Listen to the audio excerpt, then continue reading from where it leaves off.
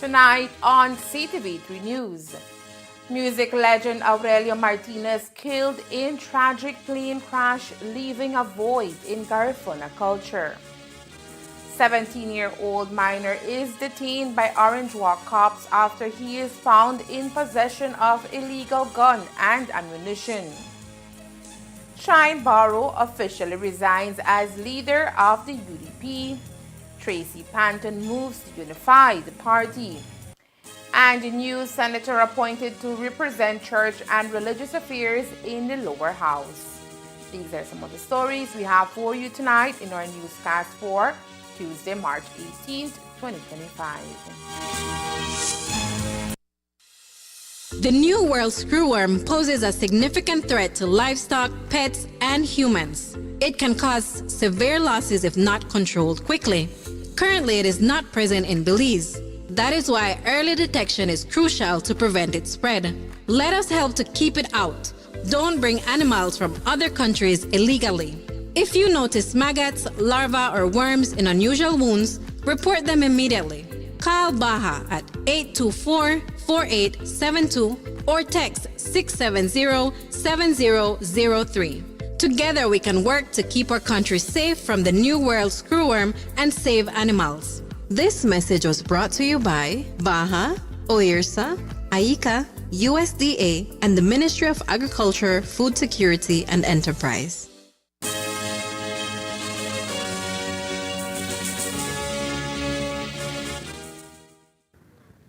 Good evening. With your news, also simulcast on Fiesta FM 106.7. I am Joanna Rodriguez. Today, the new cabinet under Prime Minister John Briceño met for their first session after being officially sworn in on Monday.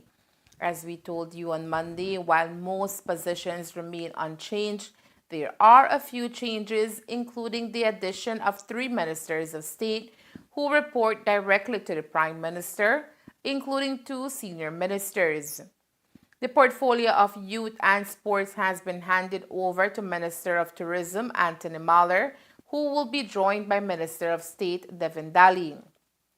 Newly elected Corozal Bay Representative Thea Garcia Ramirez has been appointed as a substantive Minister of Human Development.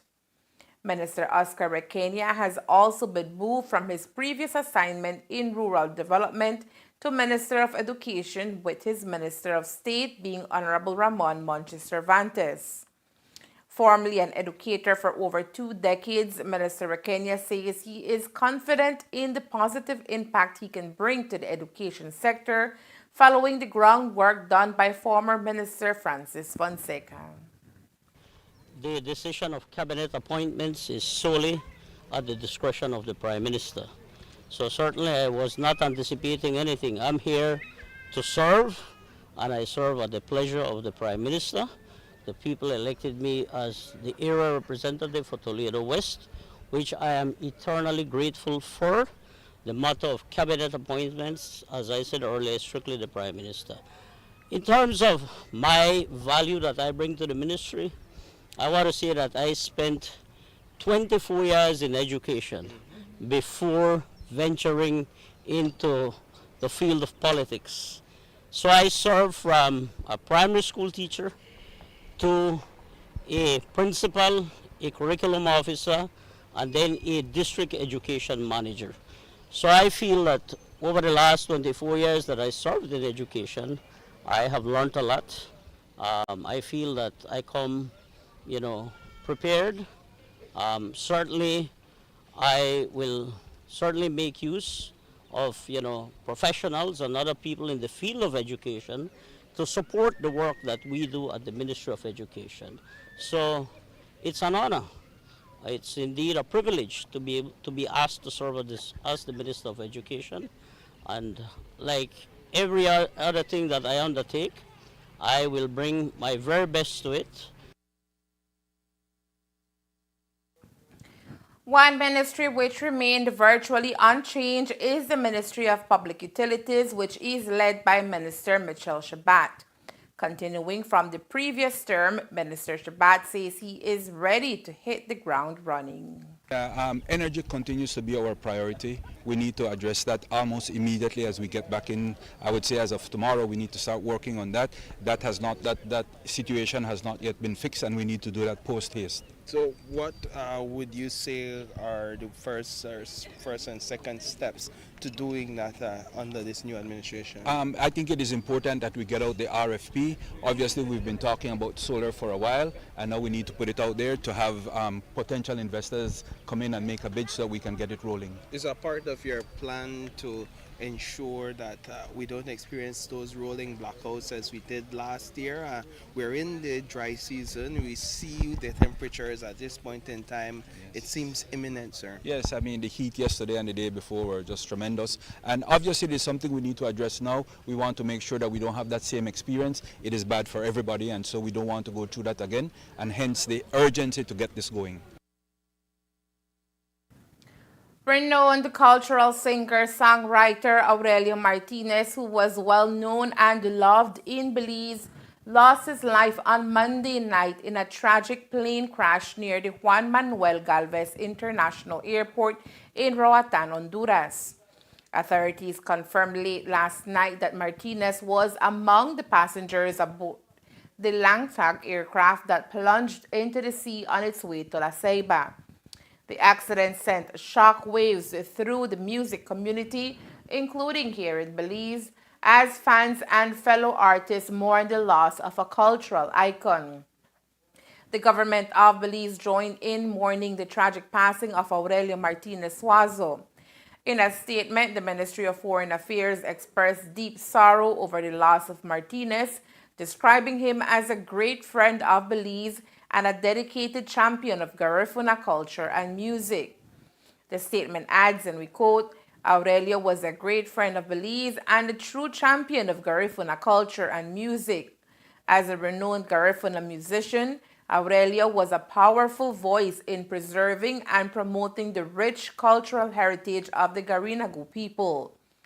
Aurelio Martinez has joined beloved Belizean music legends like Andy Palacio and Paul Nabor in playing a crucial role in promoting Garifuna music on the global stage, earning international recognition for its unique rhythms and storytelling traditions. Rescue teams saved the 4 individuals while the remaining be trapped underwater. An investigation was launched to determine the cause of the crash.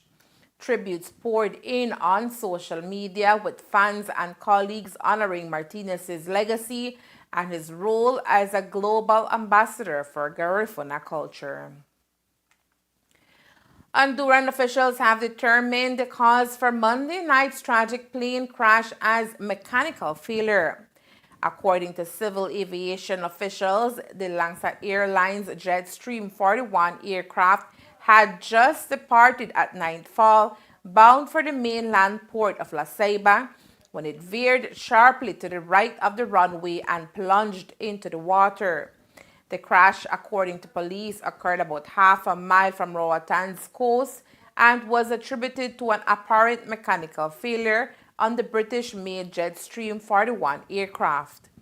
In response to the tragedy, Honduran President Xiomara Castro announced that she had immediately activated an emergency response committee consisting of the armed forces, firefighters, and other agencies to assist with rescue and recovery efforts. 12 people were confirmed to have lost their lives in last night's plane crash. This includes musical icon Aurelio Martinez. Authorities and quick response teams were able to rescue 5 of the passengers alive. In a move aimed at enhancing electoral fairness and representation, the government of Belize has signaled its commitment to embark on a comprehensive redistricting exercise during its second term in office. Prime Minister John Briceño made the announcement yesterday, outlining the importance of equitable voter distribution across the country's electoral divisions. The redistricting initiative is expected to address the long-standing issue of voter imbalance, which has led to disparities in representation and services for citizens across various regions. With population shifts and the changing demographics, the government recognizes the necessity of re-evaluating existing electoral boundaries to ensure that each division reflects a more balanced number of voters. I said that before the end of 2026, but I suspect I'm giving myself to the end of 2026, but I will aim for 2025, by the end of 2025. Do you have any idea how you plan to fix the malapportions? Because in this report that was drafted, they were up to 35%, which we know international standards is usually 15%. Will some of the city constituencies be cut? Well, that's exactly the reason why we decided that we have to do it all over again. And so we're going to take a look at it, and then I think I want to, we'll look at the report that the Elections and Borders Commission. They'll have to take a hard look at it and see what changes or how they can reconfigure the recommendations that they did. The Belize Coast Guard has long enjoyed a close partnership with the United States, particularly in matters of maritime security and anti-drug trafficking efforts. This collaboration has been vital for Belize, a nation with vast coastal waters and challenges related to illegal activities in the region. However, recent political shifts in the United States under the Trump administration have raised questions about the future of this relationship. In an interview, Rear Admiral Elton Bennett of the Belize Coast Guard addressed these concerns and the potential impact of changes in U.S. policy. Well, I can't speak to the higher political level, but I can speak to security cooperation that we have enjoyed with the United States for many years. And at the security cooperation level, I don't think that there is any indicators or any reason for us to be impacted negatively. We have common interests in this region. We are all impacted by drug trafficking, human smuggling, and other security-related issues that the United States and Belize has always found common grounds for us to cooperate in. So I don't see any negative impact as relates to the Belize Coast Guard in a security cooperation context. The Trump administration has made headlines for its tough stance on immigration and national security, which could lead to a reevaluation of foreign aid and cooperative security measures. Belize, known for its strategic location along drug trafficking routes, relies heavily on U.S. support for training, resources, and intelligence sharing. The uncertainty surrounding this partnership has sparked concern among local authorities. Admiral Bennett emphasized the importance of continued collaboration, stating, "While we remain optimistic about our partnership, it's critical for us to prepare for all scenarios. We are committed to maintaining our operational readiness regardless of changes in international dynamics." As the Belize Coast Guard looks to the future, it is exploring alternative avenues for strengthening its capabilities and ensuring national security. This includes seeking partnerships with other countries and enhancing local training programs to build a more self-reliant maritime force. The issue of funding for security initiatives may also become a point of contention as the Trump administration has proposed significant cuts to foreign aid. Belizean officials are preparing to engage in discussions with U.S. counterparts to advocate for the importance of continued support, especially in light of the current regional security issues.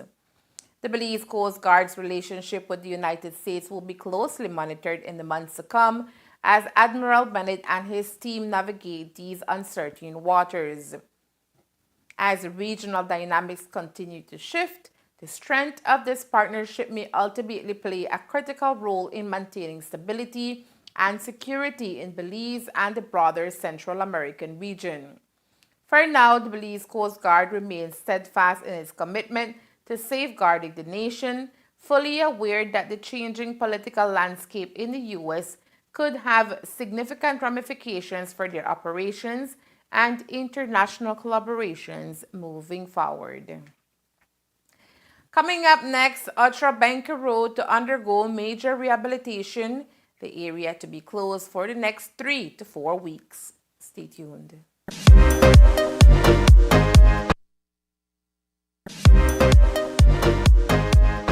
Escape to paradise. Centaur is giving you the chance to win an unforgettable getaway at the breathtaking Orchid Bay Resort. Picture this: a stunning beach and a relaxing poolside retreat. One lucky winner will enjoy an overnight stay for two, plus a delicious breakfast, all courtesy of Orchid Bay Resort. How to enter? Sign up for any Centaur service or stay up to date with your payments for a chance to win. Live raffle draw on April 16th on Despierta Belize show. Enter now to win with Centaur.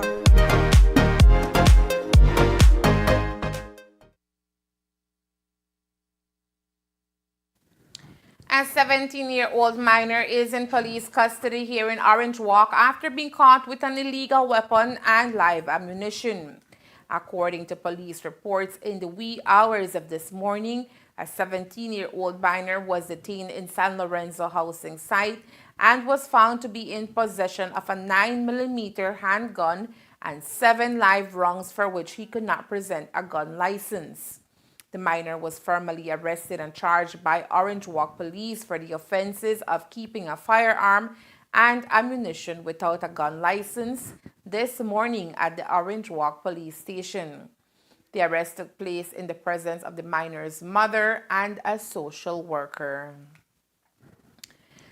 In a letter issued to the chairman of the UDP dates today, Tuesday, March 18th, Shine Barrow has officially resigned as leader of the United Democratic Party, UDP, effective immediately.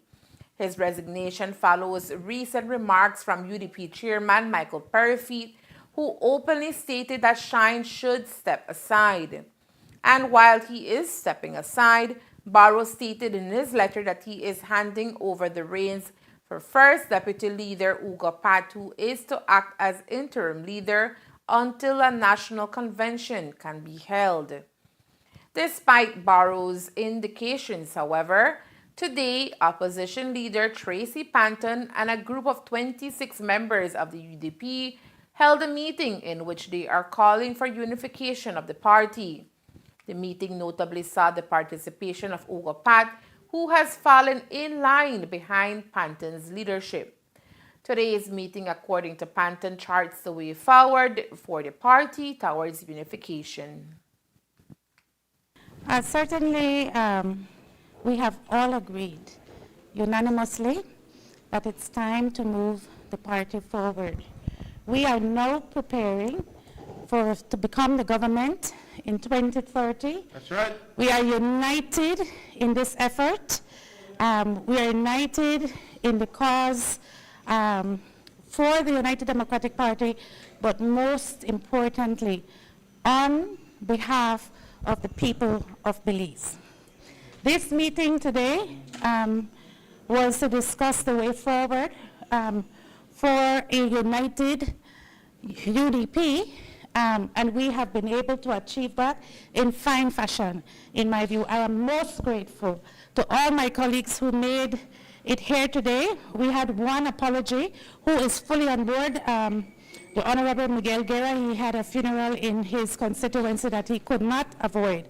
But he is fully on board and fully supports my leadership and fully supports the way forward for the United Democratic Party.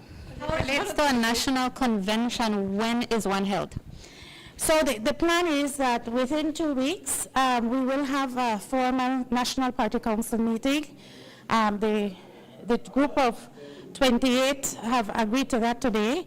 And then the NPC will set the date for a national convention. We believe it's going to be an endorsement convention. We believe we're doing it as a matter of formality. So the issue of leadership of the party and the leadership arrangements for the party can be done in accordance with the party's constitution. Ugo Pat, despite his previous support for former party leader Shine Barrow, says he is ready for the UDP to close this chapter of its history and move on to better days. As far as I'm concerned, we only have one leader, and from there we move on. The UDP is united as we speak under the leadership of Madame Tracy Panton, and from there we move on. And there can be no pressure on you now. In your view, the elections decided everything for the UDP.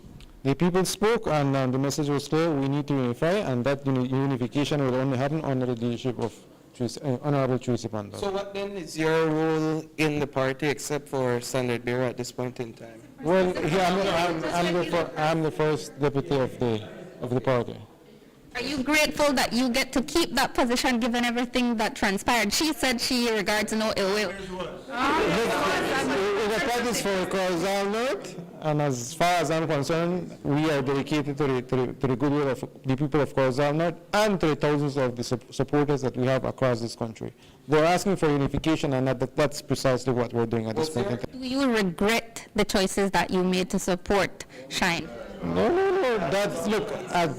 the elections actually decided everything. That chapter of our history that chapter has closed. That book has closed. We're starting a new one, and from here we're moving forward. Commuters in the Orange Walk district are being advised that a portion of the Otrobenke Road in front of the Belize Water Services Limited will be closed to traffic for the next 4 to 5 weeks. This closure is being done to facilitate works being carried out to enhance that entire area. The rehabilitation project is being done through a collaboration between the Orange Walk Town Council and Prime Minister John Bresenio, with works being carried out by Tycrobe and Sons Limited.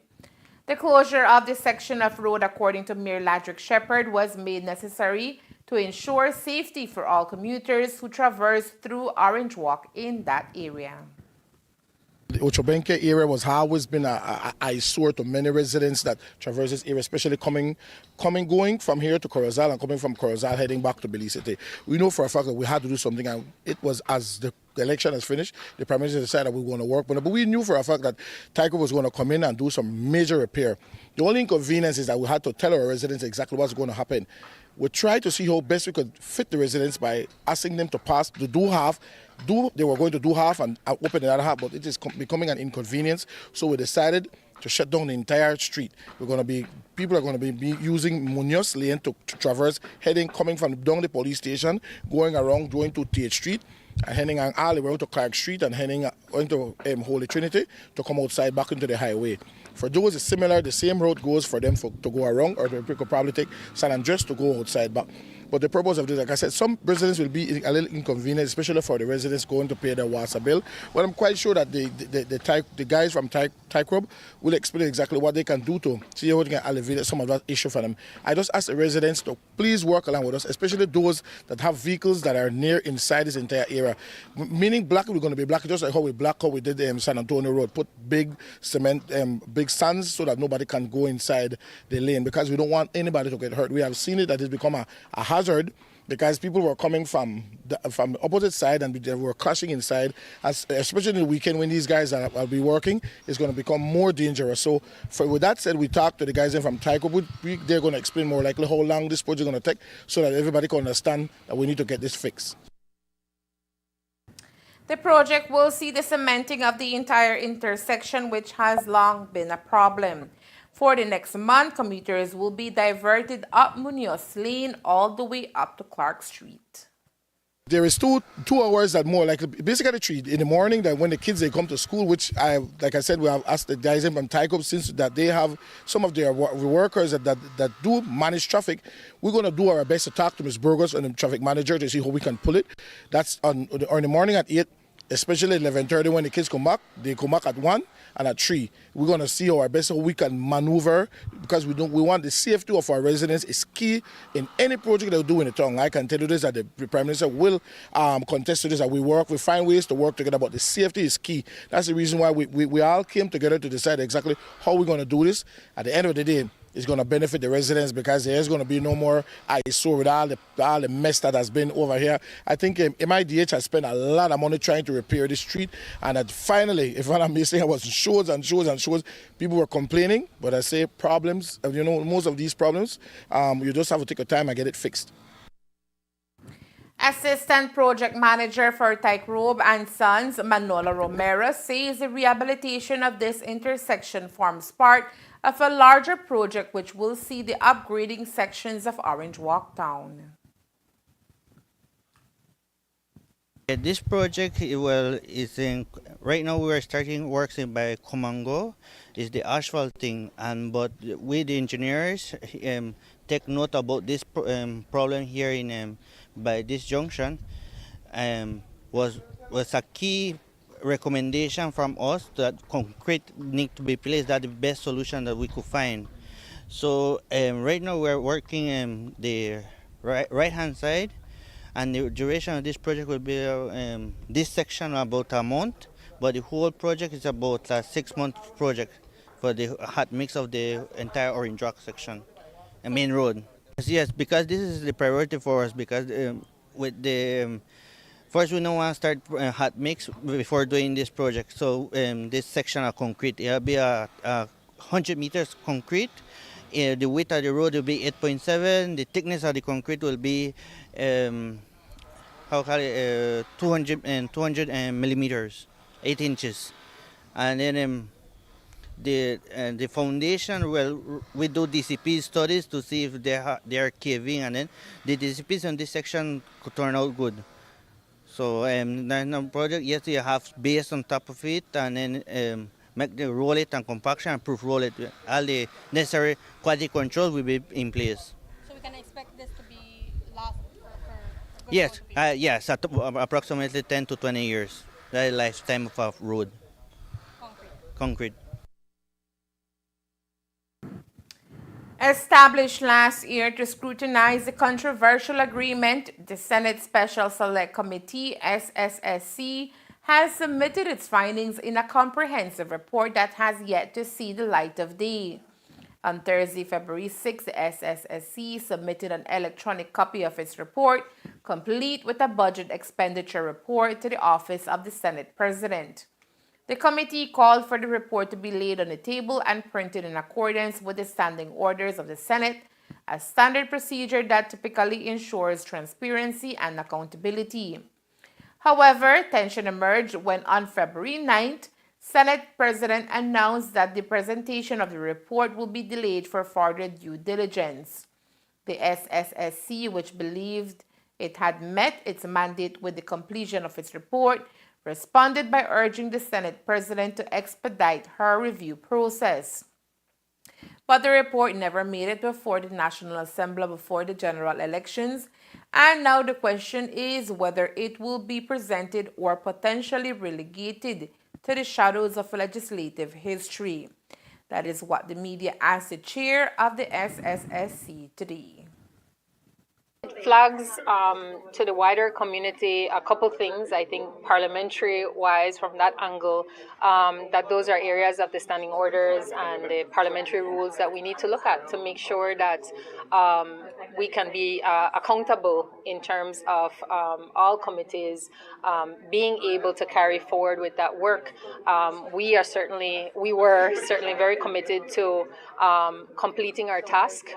It was out of our hands when the parliamentary session would end, but certainly once we learned of that, of really going through every challenge, every hurdle, every obstacle to our preferred timeline, and then making sure in the end that we were committed to delivering on that report. So, should the report from the SSSC be made public? According to Janona, it should. My personal opinion is that the Belizean people, in some sense of the word, paid for that report. So I think that there should be a delivery of that report. There was a statement made that it was about protecting Belizean taxpayer dollars. But I think if that is the case, there is also an onus that taxpayers' dollars were used and it was public funding, and we have a full budget report included in that draft. So I would certainly hope that from the National Assembly there is clarity in terms of what can happen next, so that there is that accountability there for how those funds were used and what was the report that was ultimately determined to be quote-unquote safe for taxpayer dollars. Would you just WhatsApp me a copy now? I don't know that I am in a position to do that, but that's why I was calling out that the parliamentary rules say that the report is handled a certain way. Right. But if it is that we want that is shifted, adjusted, amended, so that future reports are not under those same rules, then that is something that we need to look at very seriously, soberly, and make sure that moving forward, what is expected to be available can be available. As we told you previously, the Belize Network of Non-Governmental Organizations, BNN, has formally endorsed Janelle Chanona to continue serving as the representative for NGOs in the Senate. This decision follows a nomination process that saw no new candidates or objections put forth, allowing Chanona to receive multiple endorsements from various non-governmental organizations, recognized by the Belize Companies and Corporate Affairs Registry, BCCAR. Since joining the Senate in March 2022, Chanona has been a vocal advocate for better governance and social equity, and this time around, this will continue being her focus. We are committed to a good governance agenda. NGOs have said, we are held to a certain standard as NGOs. We've been speaking this morning at length about accountability and transparency, and NGOs are among those groups that are held to the highest account and responsibility. And we need to see that reflected. I think what we're witnessing beyond the attacks on freedom and justice and liberty every day, perhaps on rights that we took for granted, seeing a commitment to supporting those rights, enhancing those rights, protecting those rights moving forward, but also that, to call for the type of leadership that we know we deserve, and committing to working with the government of Belize, with our fellow civil society partners, with the wider community to make Belize the Belize we deserve as Belizeans, and to have that be something that we can always count on moving forward. Chanona emphasized the importance of unity in the NGO sector, especially in the current global climate where democracy and freedom are increasingly under threat.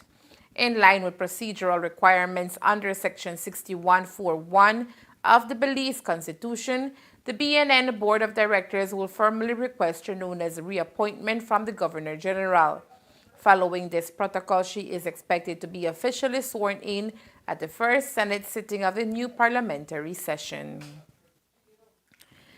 The National Evangelical Association of Belize, NEB, today announced the appointment of Reverend Louis Wade Jr. as the new church senator, following a collaborative decision with the Belize Council of Churches and the Belize Association of Evangelical Churches. In a statement issued today, NEB President Reverend Santiago Valencia confirmed that the selection was endorsed by more than 240 pastors nationwide. Reverend Wade, who is a well-known religious leader and media personality, says his new role will serve to continue his advocacy for faith-based values in Belize. Well, first of all, I'm certainly humbled by the show of support that has come from across the church family and across the nation. A couple of weeks ago, one of the leaders approached me and asked me if I would be willing, if they submitted my name, to assist the church in this way, and I said that I would prayerfully consider it, and I then said yes. There was a meeting of the National Evangelical Association of Belize, which is NEAB, and in a meeting they unanimously voted in their annual meeting, and again I was very grateful. Following that, there was a consultation with the Council of Churches, with the pastors in Belize City. During his term in office, Pastor Wade says he looks forward to working with churches from all denominations across the country to effect meaningful change. Well, the social partner senators and most importantly the church senator has a responsibility to not be inclined politically, but to hear generally from the people, or at least the sector that they represent. In the case of the church senator, it is an issue of finding the heart of God. Pastor Wade takes over from Bishop Alvin Benguche, who served from 2020. And there is more news after the break. Stay tuned. Get the most out of your internet with Centaur's ExpressNet. Are you ready to supercharge your online experience? When connecting to your Velo Mesh device, make sure you're linked to our blazing fast 5 GHz frequency. Why 5 GHz? Faster speeds at a shorter range. 5 GHz is perfect for use in smaller spaces where speed is your top priority. As for the 2.4 GHz, while connection may travel farther, it can lead to slower performance. Remember, choose 5 GHz for your devices and experience the difference instantly. ExpressNet, bringing you the best speeds for the ultimate online experience. For more information, contact us at 380-0101. The Ministry of Economic Development is participating in the Green Climate Fund GCF Regional Dialogue in St. Kitts and Nevis, represented by Aurelio Martinez, Acting Director of the Climate Finance Unit, CFU, and Kaylen Mendez, Project Officer in the CFU. Mendez will engage in bilateral meetings with the GCF regional team to discuss the ongoing portfolio and pipeline of projects, as well as forge partnerships with accredited entities and other national designated authorities, NDAs, from the Caribbean region to facilitate knowledge sharing. Meanwhile, Martinez will take part in a panel discussion where he will share insights and lessons learned to help shape future readiness success. The GCF Regional Dialogue provides an invaluable platform for Caribbean partners to engage with GCF representatives and each other, fostering the exchange of knowledge, policy priorities, and climate investment planning in the region.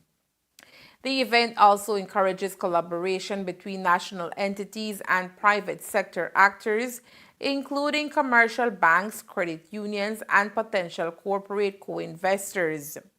By strengthening these partnerships, participants will gain a deeper understanding of how to leverage GCF policies and funding mechanisms to develop sound, effective climate investment plans and initiatives. This dialogue reinforces Belize's commitment to regional collaboration and advanced climate investment strategy in alignment with global climate goals. Other members include CEO Henry Anderson, representing the Development Finance Corporation, DFC, as a potential accredited entity to support the private sector, and Christina Koch, representing the Indigenous Peoples Organization. The Caribbean Democrat Union, CDU, has extended congratulations to Tracy Panton on her appointment as the first female leader of the opposition in the Belize House of Representatives. This landmark achievement not only signifies a progressive step for Belize, but also serves as an inspiration for women across the Caribbean region. Honorable Panton's political journey has been marked by dedication and resilience. She has been serving as the area representative for the Albert constituency since 2015. In October 2024, she was elected as the interim leader of the United Democratic Party, UDP, during a special convention, reflecting her steadfast commitment to democratic principles and party unity, the CDU said. In her inaugural address, Panton emphasized the significance of her appointment for women and girls in Belize, expressing hope that it would inspire future generations to pursue leadership roles. The CDU expressed confidence that with Panton's leadership, the opposition will effectively contribute to Belize's democratic process, advocating for policies that promote prosperity, equality, and justice. We look forward to working closely with Honorable Panton and the UDP in fostering democratic values and enhancing regional cooperation. Her trailblazing role sets a precedent for increased female participation in politics, aligning with the CDU's commitment to gender equality and empowerment, the CDU added. And that's the news. We invite you to join us for another newscast on Wednesday, March 19th, here on Ctv3 News and Fiesta FM 106.7.